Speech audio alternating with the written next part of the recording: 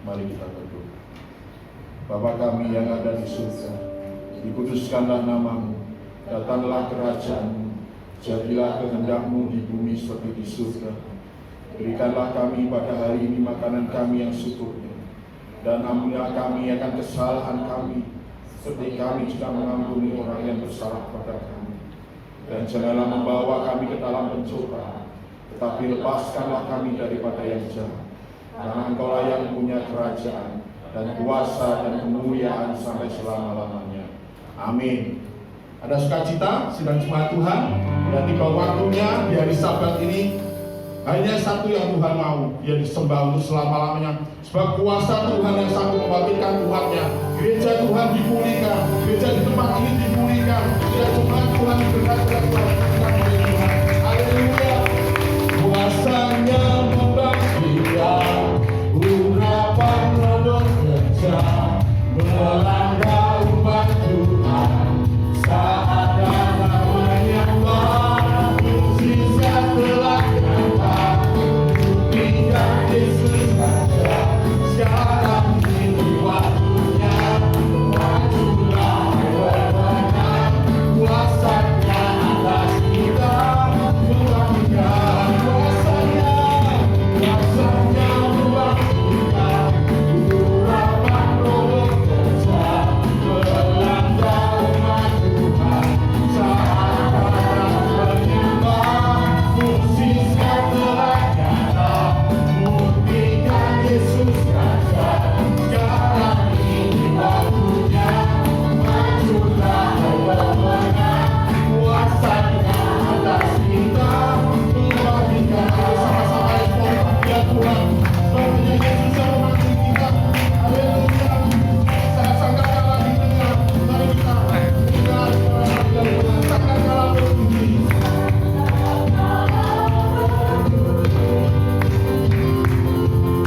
Pada panggilanku dari seluruh bumi, dengan suara Kristus, dengan suara Kristus. Mari bangkitlah tentara Tuhan, bangkitlah tentara Tuhan. Haleluya. Kenakan senjatamu,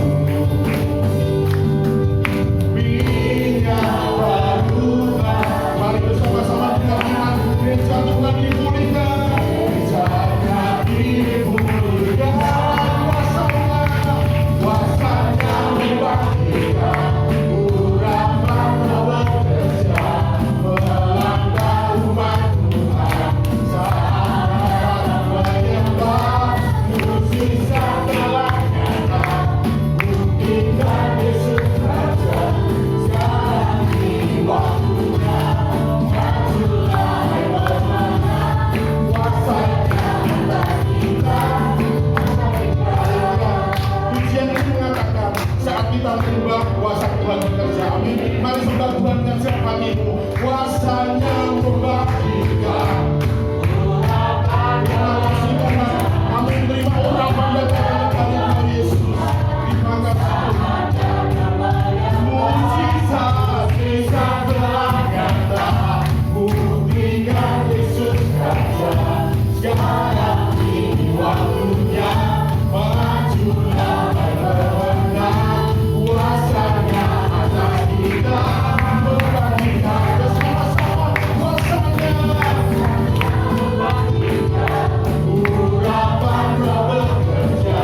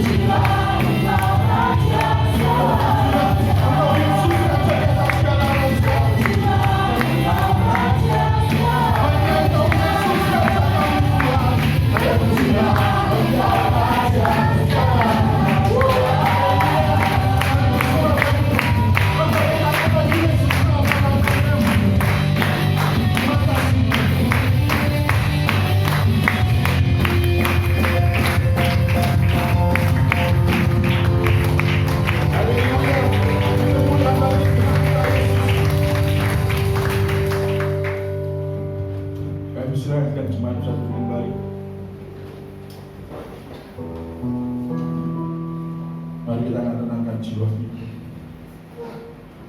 Kita akan memberikan persembahan buat Tuhan. Mari bisa persiapkan untuk persembahan masing-masing sebelum kita akan berdoa.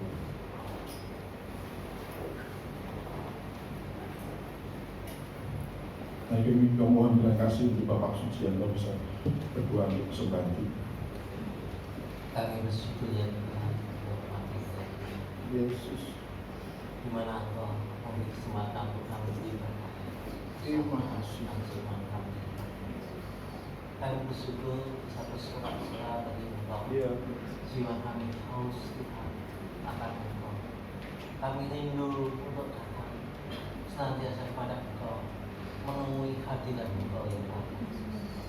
Kalau sebentar kami menghidupi ibadah kami melalui keuangan kami ya Tuhan. Biarlah apa yang kami beri itu adalah kudus di hadapan Engkau. Biarlah untuk pelebaran kerajaan-Mu saja di muka bumi ini dan di gereja kami. Kami memberikan dengan sukacita kami memberikan dengan penuh hati kami dengan segala hormat bagi kami, bagi Engkau, Raja di atas segala raja Tuhan. Engkau berkati pengelola pendeta di gereja kami di dalam segala penggunaan keuangan kami biarlah sesuai dengan keadaan gereja. Engkau yang menuntun secara hikmat bagi mereka semua. Terpujilah Tuhan, kami memberikan dengan sukacita. Haleluya. Amin. Kami berikan semuanya dalam diri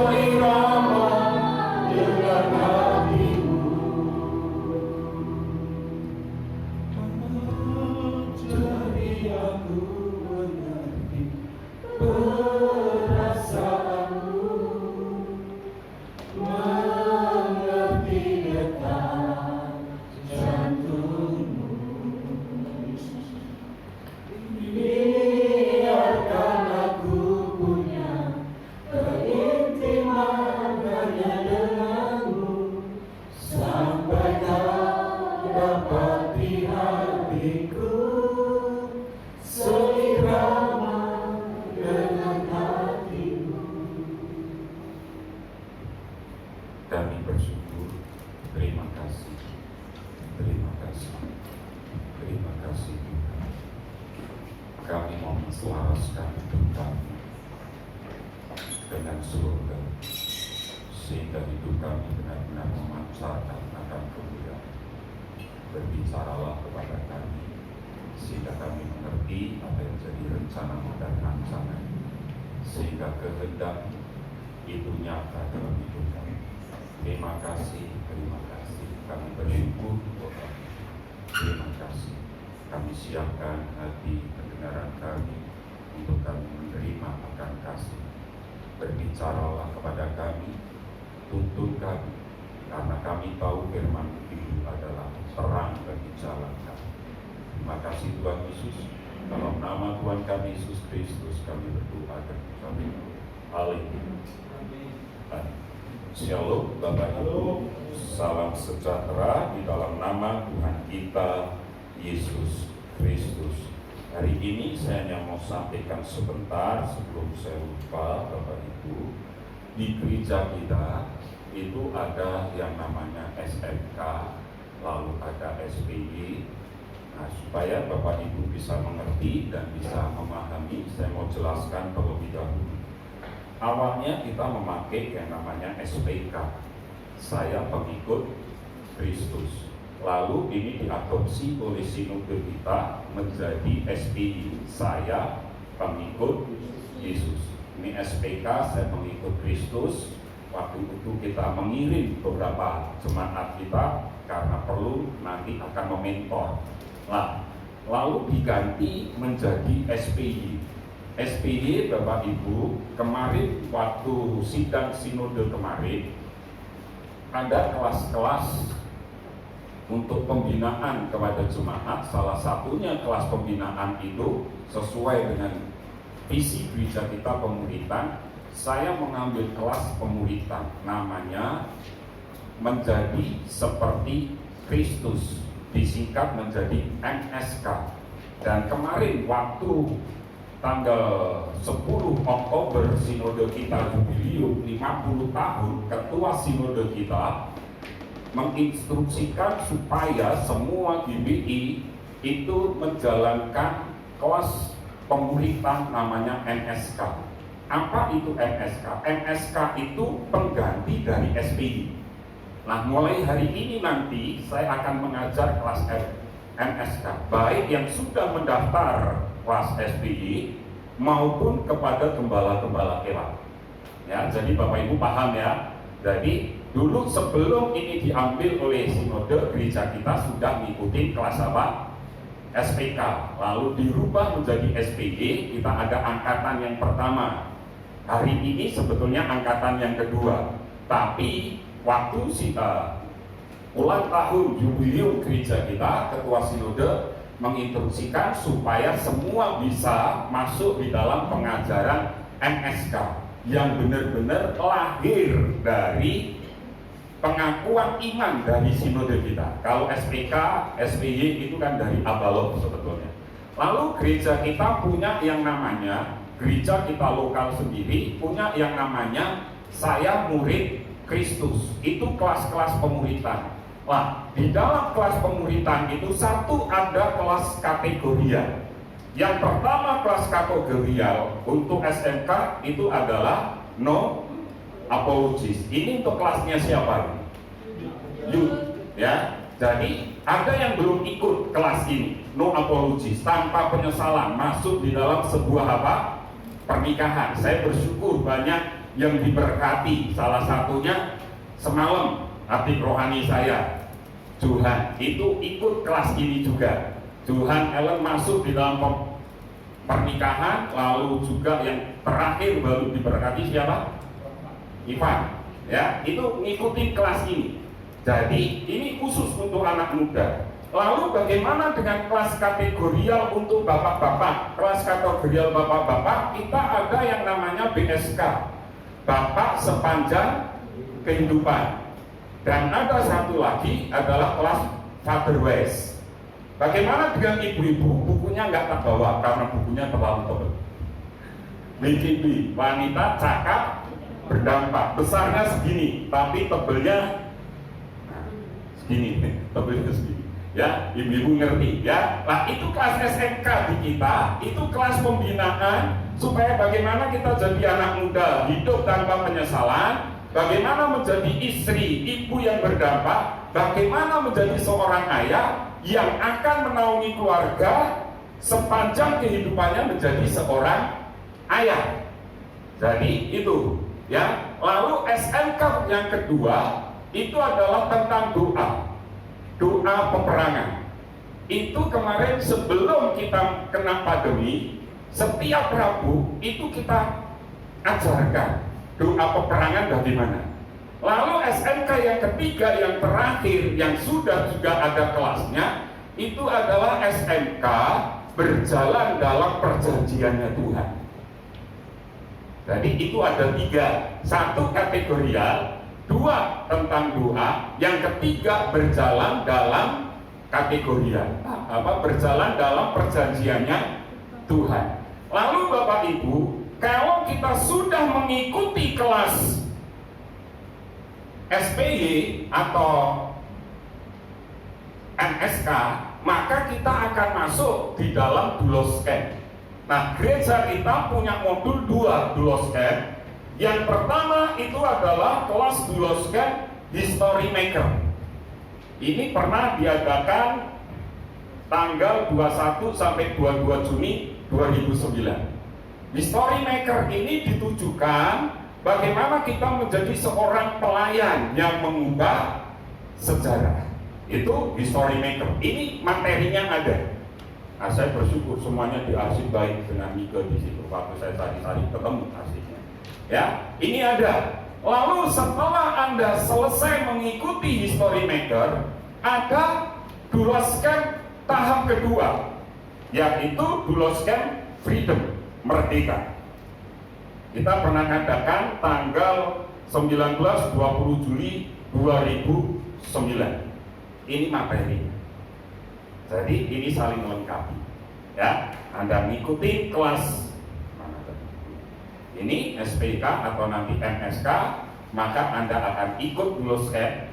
Modul 1 tentang History Maker, modul yang kedua berbicara tentang apa? Freedom, merdeka. Nah, itu yang kita mau kerjakan tahun-tahun ini. Karena ini adalah kelas pemuritan. Saya murid Kristus. Itu yang perlu Bapak Ibu ketahui. Nah, Doulos Camp ini yang punya sinode. Waktu saya lihat ternyata materinya lebih bagus, punya materi, punya kita.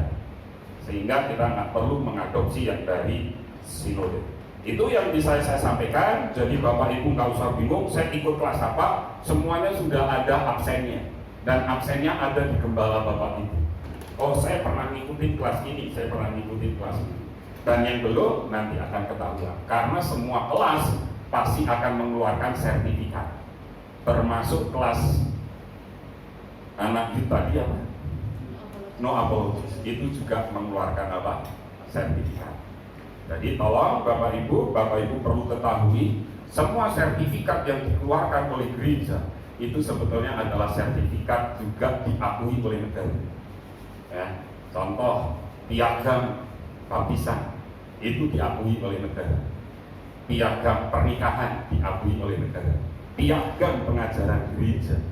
Ya, saya ketemu dengan Pak, kalau itu dilegalisir atau apa istilahnya, ada tanda tangan tepat, meskipun itu dikeluarkan oleh gereja dan program itu disampaikan kepada tepat, maka itu akan ada nilai lebihnya. Nah, itu yang nanti ke depan kita akan kerjasama dengan tepat. Oke, kita kembali Bapak Ibu, ini bagian yang ke-7. Dan saya gini Bapak Ibu, setiap saya sudah mau selesaikan di bagian pemenang jadi pecundang untuk kembali masuk di dalam Matius pasal 25 tentang gadis yang baik dan yang apa? Bodoh, bijaksana dan bodoh. Kembali Tuhan ingatkan kembali. Ini baru semalam saya kerjakan, ada bagian-bagian yang memang paling tidak menambah yang minggu kemarin. Minggu kemarin kita tahu bagaimana seorang yang sudah ditentukan untuk menang, merebut kota kecil, akhirnya kalah. Siapa namanya? Akan. akan bikin masalah sehingga bangsa Israel kalah. Padahal kota yang besar, kota Yeriko, Yosua pasal 6 bisa mereka kalahkan. Akan hidup di padang gurun mampu, hidup berperang akan bisa, di tengah tekanan tentara musuh akan bisa, tetapi akan jatuh karena apa?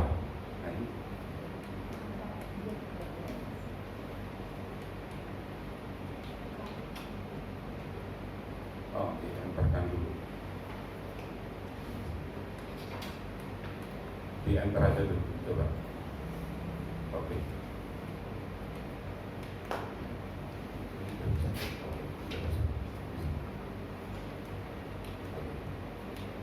Saya bilang, di dalam Yosua 7, di sini dikatakan gini, Anda bisa melihat, katakan dengan saya, aku melihat, aku mengingininya.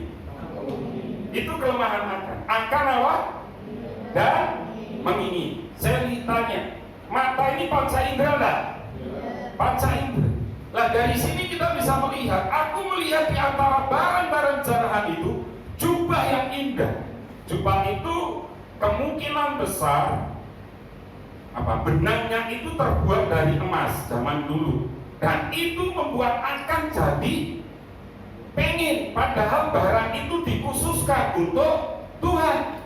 Buatan Sinear 200 sikal perak dan sebatang emas yang 50 sikal beratnya, aku mengingininya, maka ku ambil semuanya itu, disembunyikan di dalam kemahku, dalam tanah, dan perak di bawah sekali, disembunyikan di dalam rumahnya. Sekarang Bapak Ibu ngerti, ya kan? Katakan dengan saya, aku melihat, aku mengingini. Dari mana datangnya lintah? Dari sawah turun ke kali. Dari mana datangnya cinta? Dari mata turun dari. Pintar semua, lulus. Nah, sekarang kita bisa melihat, ya. Waktu kita melihat, kita bisa mengingini. Saya mau bilang hari ini tentang panca indera, kurang lebihnya seperti itu. Itu bisa membuat Anda dan saya jatuh. Nah, C.S. Lewis, dia seorang hamba Tuhan. Dia berkata seperti ini, kita adalah apa? Jiwa. Dan jiwa itu memiliki apa? Tubuh. Jadi kalau bertanya siapa Anda, maka kita ngerti, saya ini jiwa. Jiwa ini punya apa?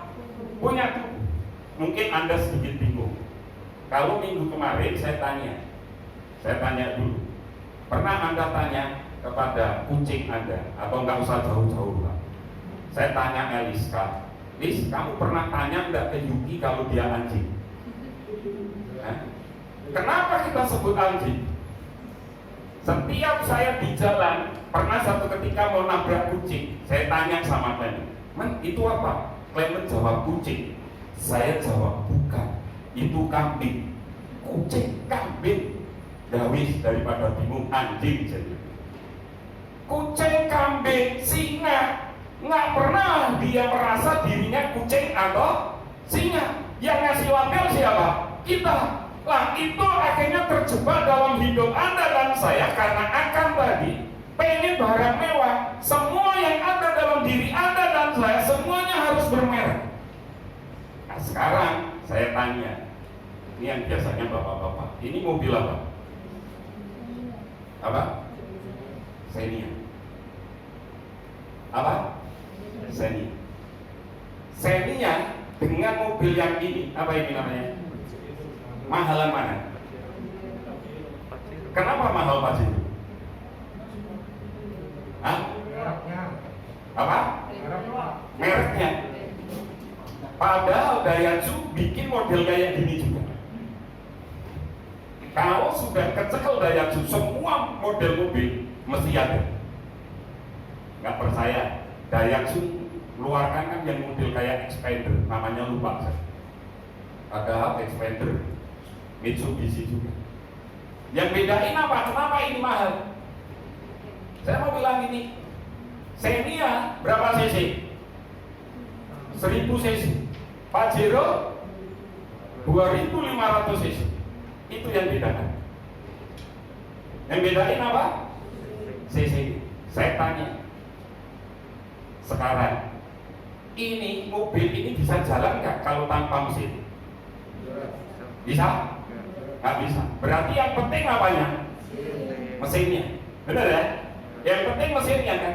Kalau sekarang saya balik, ini saya lihat, saya kasih cc 2.500 dan Pajero saya kasih 1.000, mahalan yang mana sekarang? Seniannya. Paham ya? Kalau nggak ngerti mobil, sekarang saya tanya aja. Motor, saya buka pakai Supra Fit 100 cc dengan Vario yang 150 cc, mahalan mana?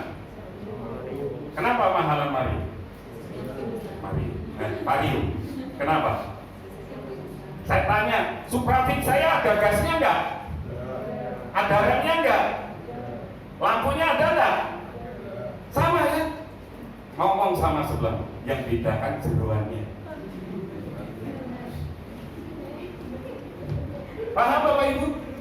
Loh, sekarang jujur aja, mungkin di sebelahmu Pajero yang sekarang duduk ini kan, orangnya mungkin casingnya biasa, tapi di dalamnya itu lebih apa? Lebih penting. Tapi hari ini orang lebih mengutamakan apa? Casingnya tadi, supaya bisa dilihat, supaya bisa dinilai. Tapi Tuhan bilang apa? Waktu Samuel murapi kakak-kakaknya Daud, Tuhan bilang apa? Aku tidak melihat muka, tidak melihat tubuh, tetapi melihat apa? Hati. Dalamnya. Ini.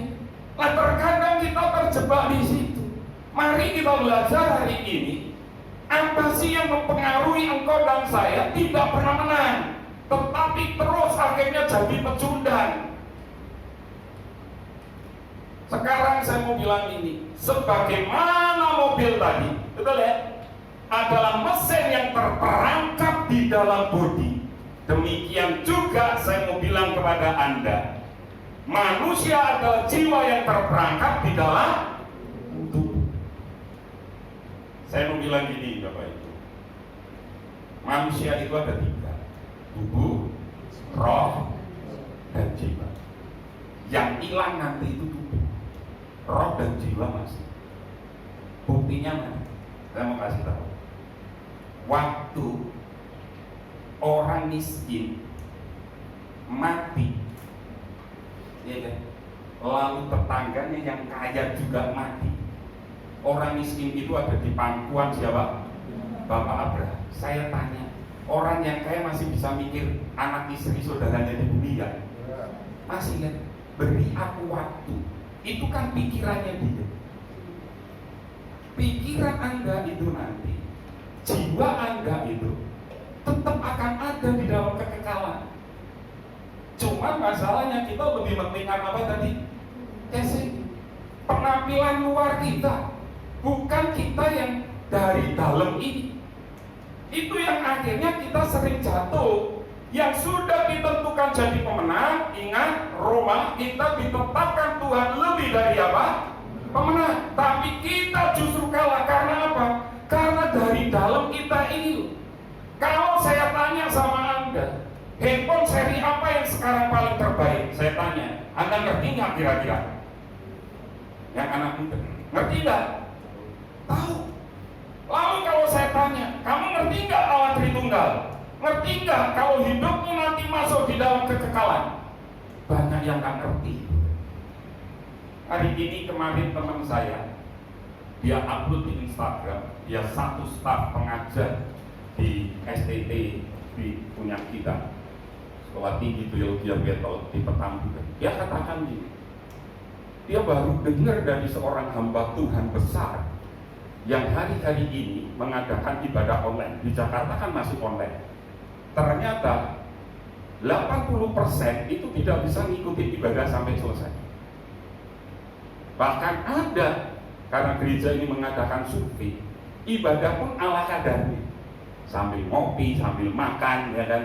Mungkin ibu-ibunya kebaktian juga pakai daster, bapaknya sarungan gitu kan. Nggak bisa selesai. Lalu bagaimana mereka bisa bertumbuh? Itu kan pertanyaannya. Maka dibikinlah webinar. Sampai jujur Bapak Ibu, saya sendiri dalam minggu ini ada 7 webinar, semuanya malah tak ikuti. Kenapa? Karena bingung, jamnya bertabrakan. Sampai ketua BPD kita bilang, tolong Bapak Ibu, webinar yang paling dekat ini adalah paralegal. Yang untuk misi masih jauh, daftarkan ini. Belum lagi yang paralegal selesai. Bagian misi sudah nyusul lagi, lalu bagian yang lainnya nyusul, BPI juga nyusul. Jadi bingung akhirnya mau ngikutin mana. Belum lagi JPS hampir setiap hari ngadakan webinar. Mari kita melihat, ini fakta, ini kenyataan. Di minggu terakhir nanti kita akan belajar, khususnya anak-anak muda, bukan hanya sebatas teknologi. Kan ini ada 5 minggu tuh. Nanti minggu terakhir kita belajar tidak sebatas hanya teknologi. Pembicaranya spesial, bukan saya pokoknya. Jadi mari kita melihat, kita ini terperangkap, jiwa kita ini terperangkap. Padahal jiwa dan roh kita nanti yang akan masuk di dalam surga. Tapi justru kita lebih mengutamakan tubuh kita, fisik kita. Kalau ditanya siapa saya, maka hari ini kita akan bisa bilang, saya adalah jiwa yang terperangkap dalam apa? Tubuh. Kalau Anda menyadari bahwa jiwa itu penting dan jiwa itu yang akan membawa Anda di dalam kekekalan, saya percaya hari ini dan saya berdoa untuk Anda akan tetap jadi pemenang sampai akhir hidup Anda. Kita melihat, saya adalah jiwa. Jiwa saya itu adalah apa? Identitas saya. Dan identitas saya dan Anda itu terbentuk oleh karena yang namanya karakter. Jadi waktu nanti Anda menghadap Tuhan, tubuh Anda, harta kekayaan Anda tidak akan dibawa. Yang dibawa di pengadilan Tuhan adalah karakter. Makanya gereja kita diingetin Tuhan di ulang tahun gereja supaya kita apa? Berubah. Dan hari ini pun saya sedang terus mau belajar berubah. Dan saya tahu salah satu kenapa penyebab karakter saya meledak-ledak. Saya ngerti karena ada masalah dengan hipertiroid saya. Kalau tiroid itu keluar, itu tidak akan masalah. Tapi tiroid saya kena ke saraf saya, sehingga saya sulit untuk mengontrol diri. Dan sampai hari ini belum diobatin sama dokter saya. Dokternya masih mengobservasi apakah perlu dioperasi atau tetap terus dalam pengobatan. Jadi Bapak Ibu, yuk hari ini kita berubah. Dan kalau nanti Anda melihat saya berubah, saya bersyukur karena ada Anda yang mendukung saya, menolong saya untuk membuat saya bisa berubah. Jadi kita bisa melihat sekarang, jiwa itu apa? Jiwa itu berkaitan dengan apa? Katakan dengan saya, pikiran, perasaan, keinginan. Itu jiwa. Kalau ditanya siapa Anda, berarti itu berbicara tentang jiwa. Kenapa? Karena Anda punya pikiran. Benar nggak? Anda punya pikiran, Anda punya perasaan, Anda punya keinginan, itu jiwa Anda. Nah, ini yang sering membuat Anda dan saya jatuh. Anda punya pikiran, ya, Anda mau datang ke sini aja mungkin berpikir, kalau mendung nggak ini? Nah, ya, Anda bisa pikir kan, alah males, nanti nonton aja kalau Julius ngirim gitu kan. Sampai kemarin suruh ngirim dah pending aja, saya bilang nggak usah dikirim di YouTube karena saya sedang mau melatih jemaat untuk datang beribadah. Ya, nggak dikirim sama Julius.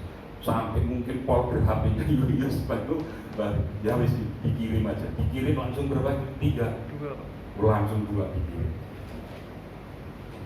Jadi kita bisa melihat pikiran kita menentukan. Anda punya perasaan, punya. Kenapa? CSG-nya buat sama Buddhis, ya kan? Waktu Buati sama Buddhis lagi ngomong-ngomong, ketoke amplop ngomong teh. ini berbicara tentang apa? Amplop di sebelah apa? Habis. Bisa kan? Nah, piye caranya? Oh ya, kalau amplop banyak kebusuk. Ya kan? Lalu Anda masuk. Ingat yang dibicarakan tadi contohnya apa? Amplop. Waktu Anda masuk, Bu Warti ngomong tentang apa tadi? Amplop. Anda punya perasaan, bisa berpikir nggak? Kok berasa nih? Bisa? Bisa. Karena Anda punya apa? Punya perasaan. Anda bukan kucing, Anda bukan anjing, Anda bukan kambing. Anda ngomong sendiri, kucing pun tetap berlalu. Nggak pikiran itu kucing. Betul. Tapi kita punya perasaan. Ya kan? Kalau nggak percaya, ya kan? Saya pernah dulu teman kami punya waktu di Abdiel di seminari. Anda bikin ketua kami itu acara kalau ada ulang tahun nanti di UK 1 hari itu. Benar Bapak Ibu. Kalau itu jatuhnya pas hari Sabtu, waduh, susah Bapak Ibu. Kenapa? Karena Sabtu hanya isinya angkatan saya. Makan, tiba-tiba dia duduk, tinggal pergi. Jengkel nggak kira-kira? Jengkel. Waktu tugas kelompok, ya kan, tinggal pergi. Pinjam mesin ketik tidak dikasih. Malamnya Bapak Ibu, kita biasa ada persekutuan Sabtu malam untuk persiapan pelayanan Minggu sore di kapel. Dia marah-marah Bapak Ibu. Kenapa kalian membenci saya sepanjang hari ini gak mau ngajak? Kami diem aja. Ya kan? Diem aja. Dia marah-marah sampai nangis. Akhirnya tiba-tiba ketua kami bilang apa? Happy birthday to you. Nah, anak sekarang kan kebiur air sama apa itu? Telur, terus dikasih terigu. Lah emangnya mau bikin kue? Kami dibikin gitu nangis. Kenapa? Karena punya perasaan. Cobalah hari ini saya bagi-bagi kue. Ya, pas tiba gilirannya Lukas, kuenya habis. Ya kan? Yang pesen CSI-nya tadi kan salah gitu kan? Oh Pak, puji Tuhan, Bu, beliin Bu, hari ini saya ada berkat Bu, sesuai yang datang ya. Oh iya Pak, yang datang 30. Oh iya, nggak taunya Lukas waktu dia itu ke belakang dia. Bisa nggak punya perasaan jengkel? Bisa. Banyaklah kita ini punya perasaan kadang jengkel itu banyak Bapak Ibu. Lah ini yang kadang kita pelihara. Ingat ini yang nanti sampai kekekalan. Lalu kita punya keinginan. Saya mau bilang selama Anda hidup pasti Anda punya keinginan. Ya kan? Yang belum menikah pengen apa? Yang sudah menikah pengennya apa?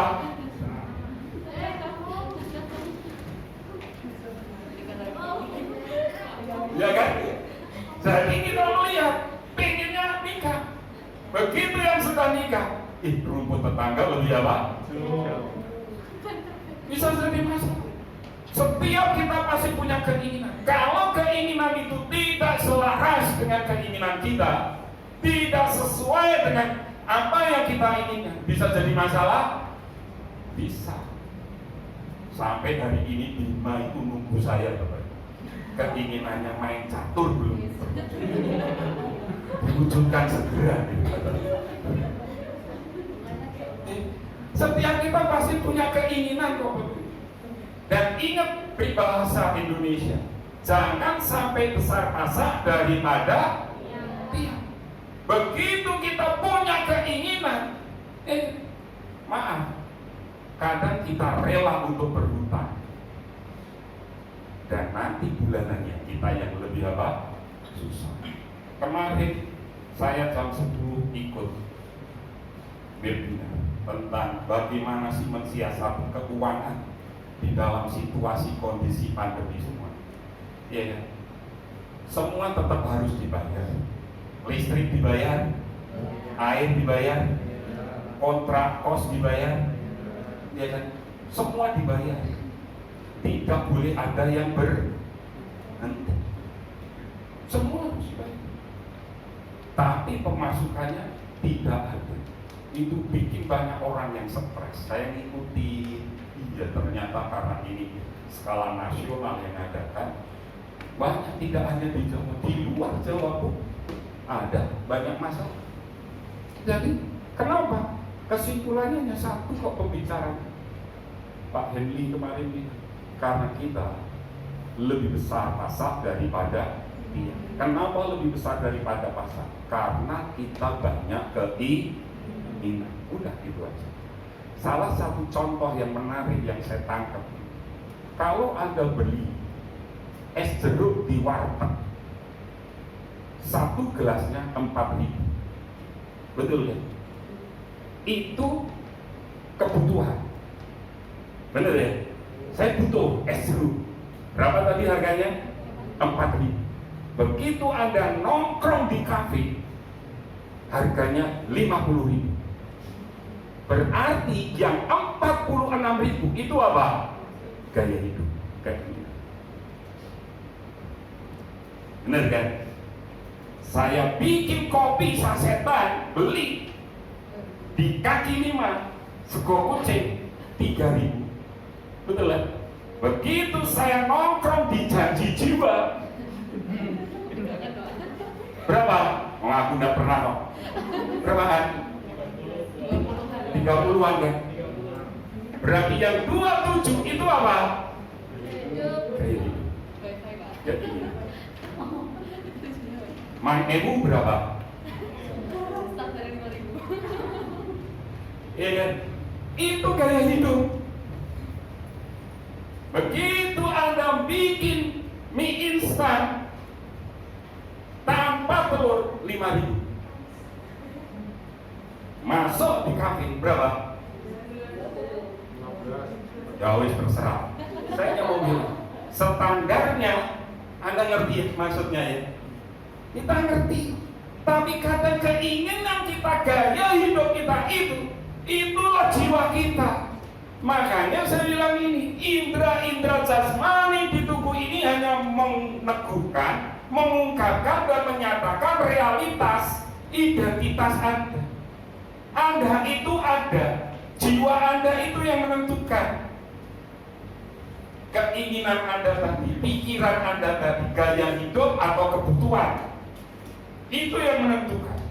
Makanya saya sering bilang ini, kalau hari ini gajimu 1 juta, besok naik jadi 2 juta, ya kan? Jangan beli dompet yang harganya 1.990.000. Beli aja dompet yang 100.000. Ada nggak? Ada kan? Kenapa? Karena kita hanya pengen aja. Oh ini bagus. Nanti begitu kita keluarin dompet, orang akan jadi dompetnya mahal. Orang mau isi dia bohong. Betul kan? Nggak ada isinya buat apa? Lebih baik dompet nggak ada harganya, tapi apa? Milih yang mana sekarang? Yang penting apa? Isinya, bukan casingnya tadi. Lah, indra-indra kita ini mempengaruhi hidup Anda dan saya. Yang jiwanya penuh dengan materi, maka akan diteguhkan oleh mata yang hedonis. Mata hedonis itu maksudnya apa? Orang hedon, ya kan? Kalau dia materi, kayak akan lihat barang mewah, lihat barang bagus, pengen, betul kan? Maka mata Anda, kalau ada materi, dipuaskan dengan barang-barang seperti ini. Nyaking tas kresek nggak mau, ya kan? Paling enggak tas-tas yang apa? Bermerek. Lalu kalau jiwamu penuh dengan dendam sumat, peneguhannya apa di sini? Kepala, tangan. Alkitab mencatat kok. Siapa? Saul. Saul itu kan iri. Begitu iri dia dendam dengan mantunya. Sampai berikhtiar, Daud harus mati. Itu dendamnya Saul. Kalau jiwamu penuh dengan kerakusan, diteguhkan oleh apa? Kunyahan mulut. Kok nggak akan berhenti? Saya dulu waktu SMA suka dengan lupus. Nah, sekarang mau dibikin lagi kan? Lupus. Lupus punya sahabat, namanya Gusur. Gusur ini orang yang paling apa? Gendut, paling besar. Dan Gusur itu di salah satu film lupus, udah deh, kalau suruh ngabisin makanan, serahkan ke siapa? Ke Gusur. Orang sampai ngerti gambarannya seperti itu. Tapi kerakusan diteguhkan oleh apa? Punya hati. Ada Alkitab, ada. Bangsa Israel mengeluh. Tuhan, lebih baik aku mati Musa di tanah Mesir daripada aku kau suruh di padang gurun. Tidak ada daging, tidak ada bawang, tidak ada prei. Lebih baik aku mati di sana. Lalu Tuhan ngasih apa kepada mereka? Burung puyuh. Sampai mereka dengan rakusnya mereka makan. Dan apa yang terjadi? Mereka mati di Kibrot Ta'awon karena kerakusan mereka. Ingat, ini semua berkaitan dengan panca indera. Kalau engkau jiwamu penuh dengan pornografi, maka akan diteguhkan oleh aurat kelamin. Kita tahu siapa? Daud. Jatuh. Gara-gara lihat apa? Bathsheba mati. Nyuruh Uria maju perang. Lalu istrinya diambil, mengandung anaknya, mati karena Tuhan tidak izinkan. Jadi hati-hati dengan panca indera kita, karena ini berkaitan dengan jiwa Anda. Di dalam jiwamu ada keinginan, di dalam jiwamu ada kebutuhan yang senantiasa ingin dipuaskan. Ingat, hanya Tuhan yang mampu menyentuh itu. Dan saya mau bilang ini, di dalam 2 Korintus, baca dengan saya ayat 4, pasal 4 ayat 16, 2-3. Sebab itu kami tidak tawar hati, tetapi meskipun manusia lahiriah kami semakin merosot, namun manusia batiniah kami diperbaharui dari apa? Hari ke hari. Tubuh kita akan merosot. Ingat, saya mau bilang sama Anda, hukum alam nggak bisa Anda tentang. Nggak bisa. Hari ini Cina sudah mengklaim bisa menghidupkan manusia mati. Anda kalau mati pergi ke Cina, masuk ke tabung dinginnya sampai 100-an derajat Celcius, Anda dibekukan, lalu nanti Anda akan hidup tahun berapa Anda bisa. Saya sudah dinubuatkan jadi presiden tahun 2048. Nah, kalau mati nanti saya dibekukan ya, bangkitkan tahun 2048. Itu yang ngirim anak rohani saya. Mas, dinubuat ini jadi presiden ya, 2048. Mary tak kirimin tertawa. Dihitung umur saya. Saya sekarang ABG Bapak Ibu sama begini. Anak baru gocap. Gocap piro Pak? Ayo, bener Pak berarti? ABG saya sama begini. Anak baru gocap, bukan anak baru gila. Hitung 48 sekarang ini. Wah, sekarang nyampe. Kirim aja dari ke Cina supaya tahu 2048 saya jadi apa? Presiden. Perhatikan di sini. Manusia lahirnya kami semakin merosot. Ini betul. Anda nggak bisa. Anda ibu-ibu ada acting atau apapun tampil muda ya tetap betul. Ada bintang film, ya kan? Yang sekarang sudah jadi nenek-nenek titik puspa. Saya pernah duduk sebelahan Bapak Ibu di bandara Bali. Ya saya lihat ini tetap kelihatan tua Bapak Ibu. Kenapa? Karena dia disorot kamera, pakai make up. Coba kalau Anda duduk, perhatiinnya sama aja, tetap kelihatan tua. Apapun tetap kelihatan. Kita nggak bisa menentang hukum alam, tetapi kita bisa memperbaharui manusia batinnya kita, jiwa kita. Dalam terjemahan lain, ya, jiwa kita akan diperbaharui dari hari ke hari. Jiwamu bisa diperbaharui dari ke hari. Engkau senantiasa semakin kuat, semakin kuat, semakin kuat. Dan saya mau bilang ini, di dalam terjemahan King James Yesaya 26 ayat 3, kalau boleh saya terjemahkan dalam bahasa Indonesia, dikatakan gini, engkau akan menjaganya dalam kedamaian yang sempurna. Tuhan akan menjaga Anda dalam kedamaian yang sempurna. Coba Anda baca dulu ayat 26, ayat pasal 26 ayat 3 ini. Yesaya 26 ayat yang ketiga.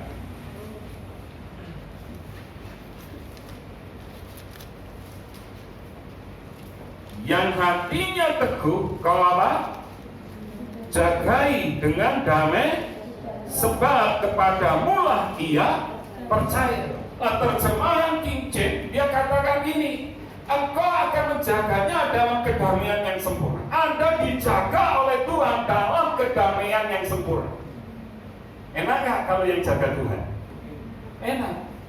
Mazmur 121, Tuhan adalah penjagaku, tidak tertidur, tidak terlelap. Satpam jaga bisa tidur Bapak Ibu? Bisa. Polisi bisa? Bisa. Ya kan? Kalau Anda sakit, orang tua yang jagain Anda bisa tertidur? Bisa. Tuhan tidak pernah tertidur. Engkau dijagain. Menjaganya dalam kedamaian yang sempurna. Bagaimana kita bisa peroleh penjagaan Tuhan yang sempurna? Katakan dengan saya, 2, 3. Yang pikirannya tertuju kepada, katakan dengan saya, pikiranku tertuju kepada Kristus. Ingat, di dalam pikiran tadi ada apa? Di dalam jiwa ada pikiran, ada kehendak, ada keinginan. Kalau keinginanmu kau tujukan kepada Kristus, engkau dijagai dengan sempurna. Kalau kerinduanmu kau tujukan kepada Kristus, engkau dijagai oleh Tuhan. Jadi pikiran Anda mempengaruhi. Tapi jujur hari ini, apa yang ada dalam pikiran Anda? Ini buat bayar apa? Pak Sudiman, Pak, aku cinta ini wong nih Pak, konek orang isok perjanjian nih Pak, orang deal, repot Pak. Anda tulis pikiran Anda kalau nggak ditujukan kepada Kristus, bahaya. Dan kita ini pikiran yang ditujukan kepada Kristus, maka engkau akan dijaga Kristus. Dan di ayat yang terakhir, saya akan coba Anda baca ayat Roma 8. Dalam Roma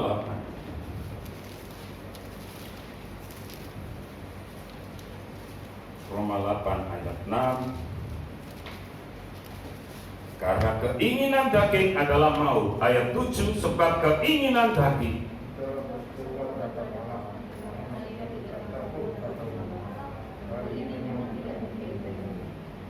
terus Mereka yang daging juga ingin berkenan kepada Allah.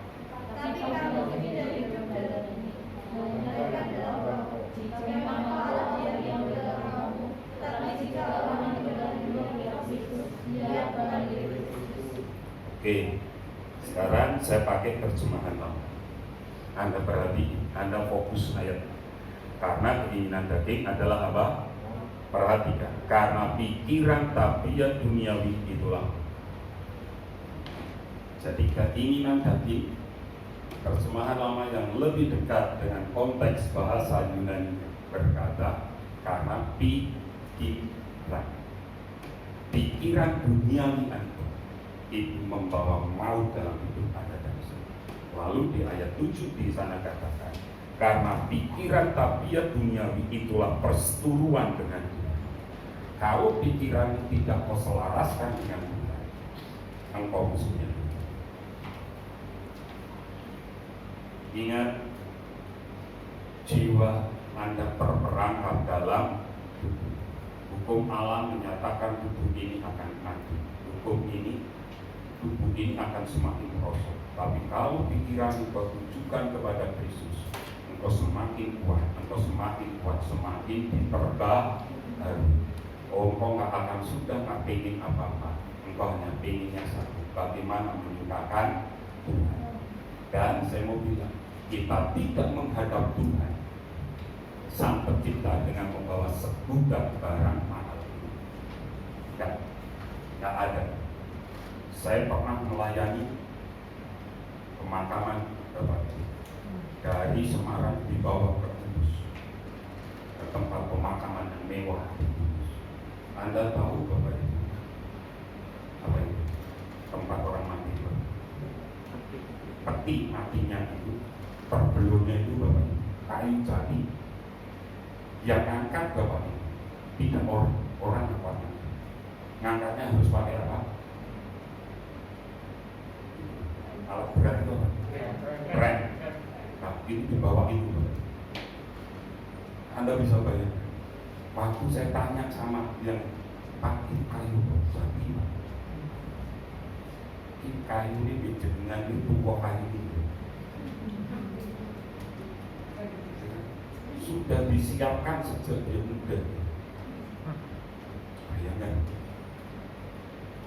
Ya, cuma itu aja.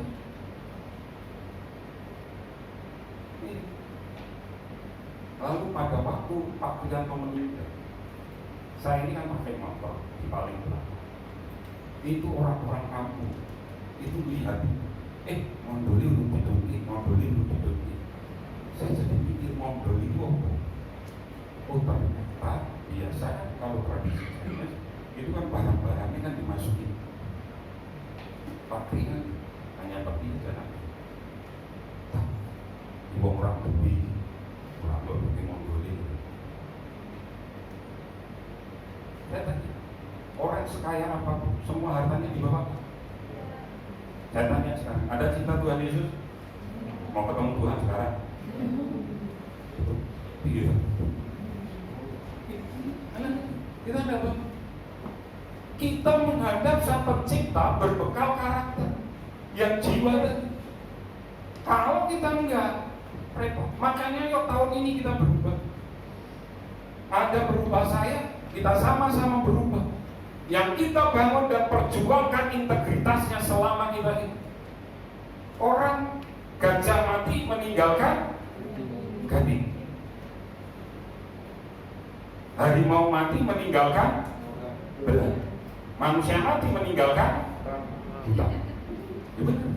Bapak Ibu kalau ada yang berhutang, mohon bisa diikhlaskan.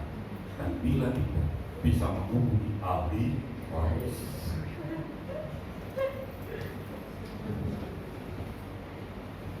Mari kita belajar hari ini. Kita ngerti.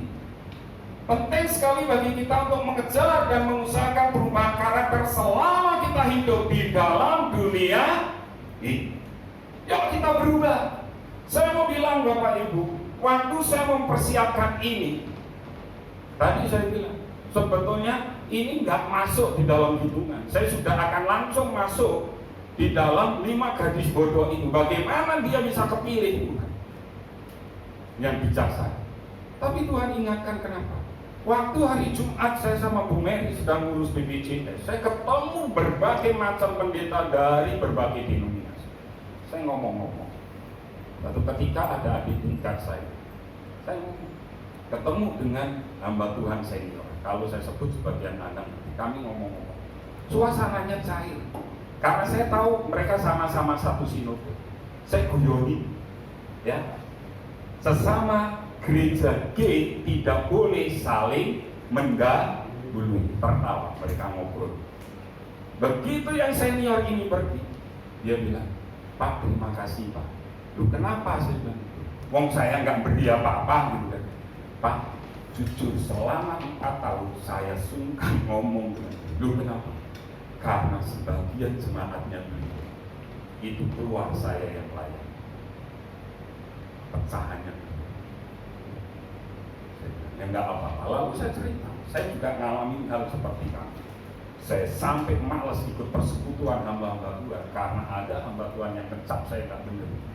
Tapi hari ini saya dipakai Tuhan justru suruh mengumpulkan hamba-hamba Tuhan. Lalu pulang setelah itu ada waktu kami gunakan untuk ketemu dengan beberapa orang. Ada yang bilang, ada hamba Tuhan yang akhirnya jatuh dengan wanita lain, dengan tidak istri. Waktu saya dengar itu, lalu Bu Mary cerita, dia dengar sebuah khotbah Bu Indri Gautama, sampai stafnya ngingetin, Bu kalau khotbah jangan marah-marah ini dan lain sebagainya. Dan hari ini saya ngikutin, saya dengar khotbahnya beliau sudah mulai berubah.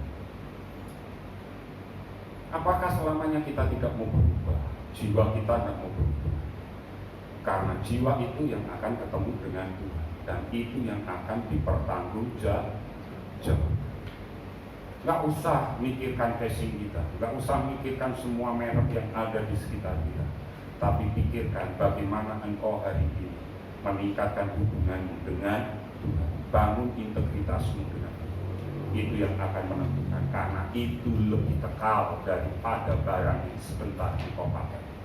Handphone maksimal hanya 3-4 tahun. Setelah itu apa? Rusak. Mobil, motor tidak bisa selamanya engkau pakai. Pasti ada waktu untuk engkau ganti. Tapi manusia roh itulah yang kekal. Jiwamu itu yang kekal. Itu yang harusnya engkau pertahankan dari hari dan tahun ke tahun sampai engkau menghadap Tuhan Yesus memberkati. Ajar aku mengerti rencanamu di dalam jantung. Biarkan aku punya keintiman hanya denganmu, sampai kau dapati hatiku seirama dengan hatimu. Ajar kami mengerti perasaanmu, mengerti dekat jantung. Biarkan aku punya keintiman hanya denganmu, sampai kau dapati hatiku seirama dengan hatimu.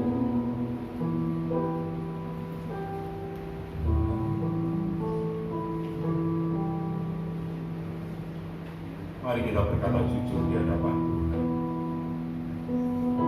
Apa yang memuaskan engkau hari? Jangan seperti Akan, justru dia mati. Panca indera serahkan kepada Tuhan, karena di situ ada keinginan, di situ ada ambisi, di situ ada kehendak. Itu yang menjadikan engkau berjuang, bukan pemenang. Pada waktu semua panca indera kita taklukkan kepada Tuhan, maka kau melihat jiwa yang terperangkap dalam tubuh ini, dia yang akan mempermuliakan Tuhan dan yang akan membawamu masuk di dalam kekekalan. Tidak usah menginginkan segala sesuatu, tapi inginkan satu hal: bagaimana kau dekat dengan Tuhan, selaras dengan Tuhan, mengerti detak jantungnya Tuhan, mengerti tujuannya Tuhan dalam hidup. Terima kasih, terima kasih. Mari kita berdiri bersama-sama. Tuhan bersembah.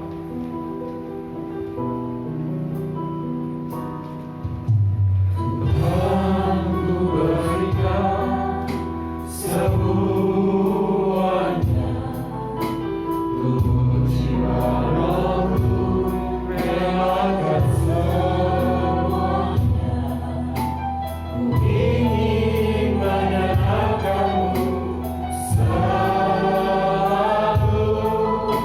dan selalu ku jawab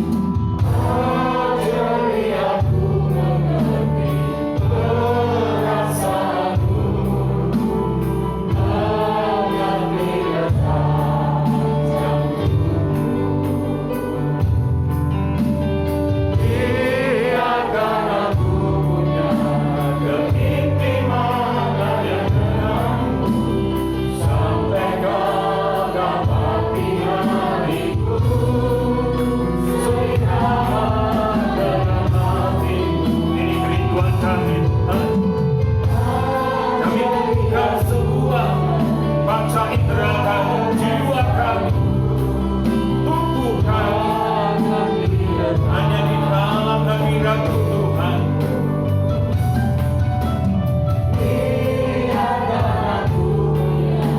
Keintiman hanya denganmu, sampai kau dapati hatiku, seirama dengan hatimu. Mari berkata jujur, Bapa, kami bersyukur, terima kasih. Kami hanya bisa berkata terima kasih. Terima kasih, ampuni kami kalau selama ini keinginan kami itu justru yang akan menghancurkan kami. Keinginan mata kami, pendengaran kami, mulut kami, itu yang akan menghancurkan kami. Tapi hari ini kami tahu, dari kami belajar dari anak, kami tidak akan mau melakukan. Kami tahu, kami hanya mau membangun jiwa kami yang dipenuhi dengan kerinduan mempermuliakan Tuhan. Terima kasih. Dalam nama Yesus kami berdoa. Haleluya. Silakan Yesus bisa maju. Bapak Ibu tetap berdiri. Mari arahkan tangan Bapak Ibu ke depan. Kita akan berdoakan untuk Yesus. Bapak, hambamu menyerahkan Julius Wari dalam tangan penyertaan. Lalu hari-hari ke depan anakmu akan pergi ke Papua, ke kota Papua. Kami percaya kuasa otoritas Tuhan menyertai anak, membangun infrastruktur di sana, khususnya IT. Kami percaya namamu yang ditinggikan dan dipermuliakan, sehingga anakmu bisa bekerja sesuai dengan Engkau, takut akan Engkau, dan menjaga kesucian, keputusan hidupnya, dan dia hidup di dalam kebenaran dan menghidupi kebenaran, sehingga menjadi saksi yang indah. Hari ini kami gereja mengutus Julius Wari untuk pergi bekerja berkarya bagi kemuliaan Tuhan ke Papua, ke kota Biak, di dalam nama Tuhan Yesus Kristus. Julius dan kami tidak bisa berjalan tanpa Engkau. Oleh karena itu berjalanlah bersama dengan kami, sehingga kami melihat dan mengerti dengan cerita.